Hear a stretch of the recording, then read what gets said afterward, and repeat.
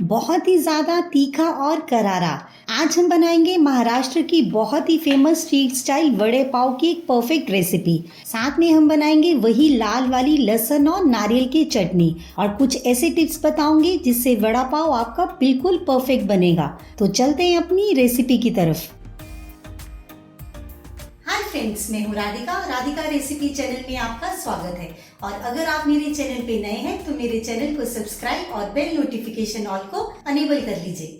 वड़ा पाव बनाने के लिए फ्रेंड्स सबसे पहले हम बनाएंगे वड़े। तो वड़े के लिए सबसे पहले एक पेस्ट बनाएंगे बहुत ही करारी सी। कोई भी मिक्सी का छोटा जार ले लीजिए, उसमें मैं डाल रही हूँ थोड़ा सा धनिया। धनिया के साथ में धनिया का डंडल जरूर डालना, थोड़ी सी अदरक और खूब सारी हरी मिर्च, जिसके बिना वड़ा पाव बन ही नहीं सकता।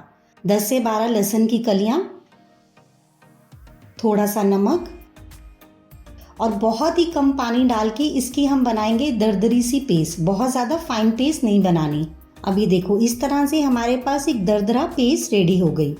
अब वड़ा बनाने के लिए फ्रेंड्स ये मैंने लिए हैं 7 से 8 बॉइल्ड आलू। आलू को अच्छे से बॉईल कर लेना और इस तरह से मैशर के साथ हम इसको मैश करेंगे। मैश हमने प्रॉपर अच्छे से इसको मतलब प्यूरी फॉर्म में नहीं करना, हल्का सा दरदरा रखना है ताकि आलू कुछ कुछ खड़े खड़े भी रहें। अब ये देखो, आलू को मैंने इस तरह मैश किया कि कहीं कहीं आलू की डलियां भी इसमें कुछ कुछ रह गई हैं। तो इसी तरह से इसका टेक्सचर रखना, तभी जो वड़े में टेस्ट है बिल्कुल स्ट्रीट स्टाइल आएगा। अब आलू का मिक्सचर बनाने के लिए कढ़ाई में हम लेंगे 4 से 5 बड़े चम्मच ऑयल। ऑयल आप कोई भी ले सकते हो। साथ ही इसमें मैं डाल दूंगी बहुत ही अच्छे फ्लेवर के लिए थोड़ा सा मेथी दाना सीड्स, थोड़ी सी हींग, ये है राई। जैसे ही हल्का सा एक क्रैकल हो जाए, साथ ही इसमें मैं डाल दूंगी खूब सारे करी लीव्स और साथ ही इसमें डाल देंगे ये जो हमने हरी मिर्च, धनिया और लहसुन की जो पेस्ट बनाई थी। गैस का फ्लेम इस टाइम पे लो ही रखना, बहुत ज़्यादा हाई फ्लेम में मत रखना। अब इसको हम सॉटे करेंगे 1 से 2 मिनट तक। बस इस चीज़ का ध्यान रखना कि हाई फ्लेम पे अगर होगा ना तो इसका ये जो हरी चटनी हमने बनाई है इसका कलर चेंज हो जाएगा। बस हमने इसको हल्का सा पकाना है। जैसे ही इस पेस्ट को पकाते हुए 1 से 2 मिनट हो जाए, साथ ही इसमें मैं डाल दूंगी थोड़ी सी हल्दी। अगेन इसको करेंगे स्टर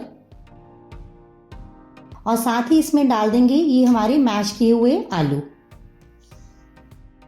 जैसे ही आलू को डाल देंगे फटाफट से करेंगे मिक्स। ये जो वड़े की हम जो सब्जी बना रहे हैं बहुत ही ज़्यादा बेसिक है। कोई लाल मिर्च नहीं डलती, कोई धनिया का पाउडर नहीं है। एक्चुअल में जो अच्छा फ्लेवर आता है वो जो हमने धनिया और लहसुन का जो पेस्ट बनाया था ना, उसी से ही आएगा। गैस का फ्लेम इस टाइम पे कर देंगे बंद। बहुत ज़्यादा देर नहीं इसको पकाना, बस 1 से 2 मिनट तक।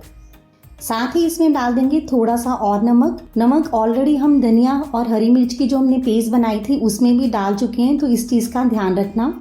और बहुत ही अच्छा टेंगी फ्लेवर देने के लिए, खटास देने के लिए थोड़ा सा डालेंगे नींबू, बहुत ज़्यादा नहीं, और थोड़ा सा डाल देंगे धनिया।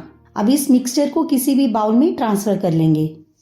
अब जैसे ही आलू का मिक्सचर ठंडा हो जाए, इस तरह से हाथ में लेके चाहे तो आप बॉल की फॉर्म में बना सकते हो या फिर टिक्की की शेप में भी इस तरह से इसको बना सकते हो।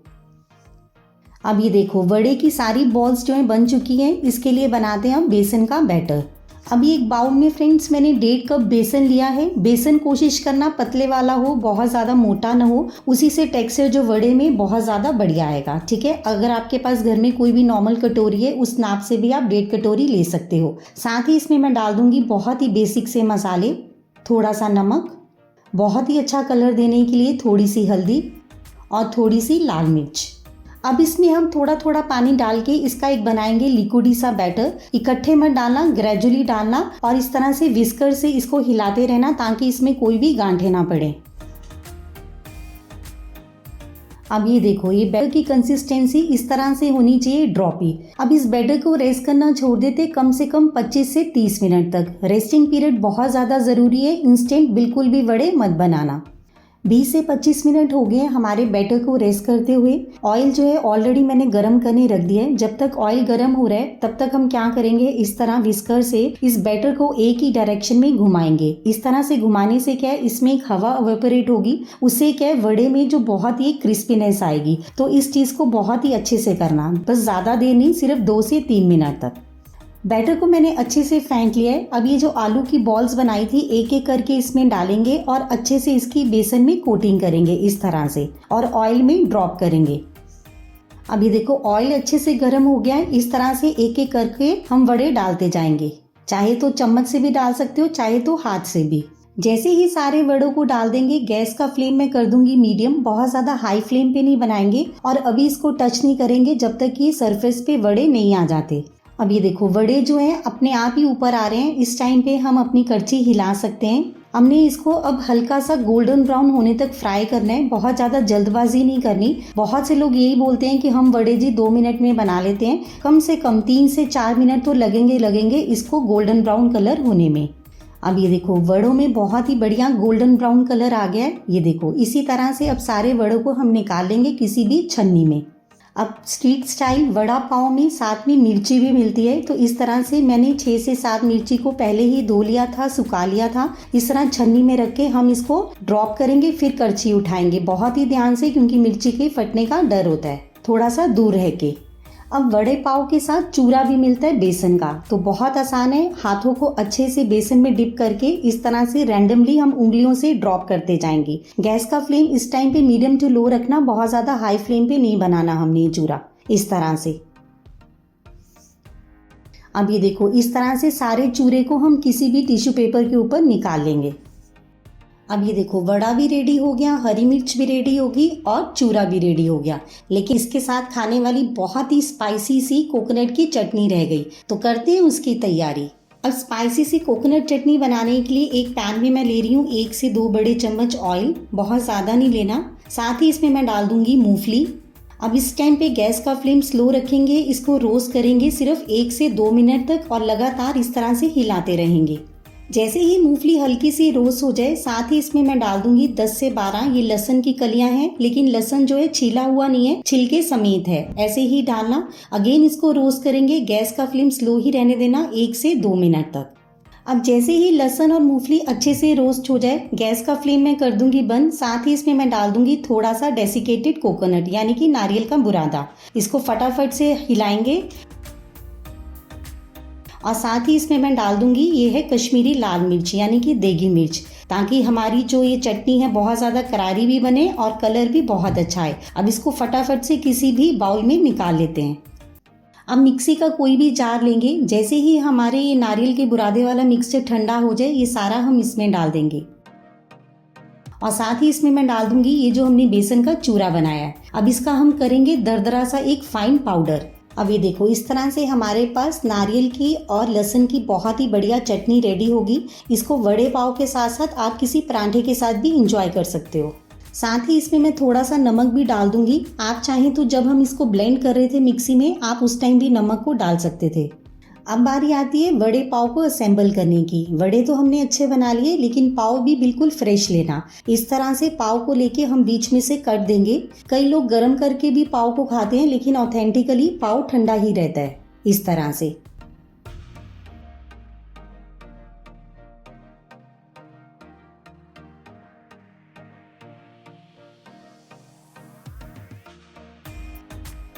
अब इस तरह से ये जो हमने लहसुन की चटनी बनाई है, ये इसके ऊपर डालेंगे। ये लहसुन की चटनी ज़रूर बनाइएगा, इसके बिना वड़े पाव का टेस्ट आएगा ही नहीं। इसके ऊपर रखेंगे वड़े, हल्का सा करेंगे प्रेस। अगर आपको और भी ज़्यादा स्पाइसी खाना पसंद है तो इसके ऊपर हल्का सा और हम लहसुन की चटनी डालेंगे। साथ ही इसमें डाल देंगे ये जो हमने हरी मिर्च को फ्राई करा है, इसकी डंडी निकाल कर इस तरह से।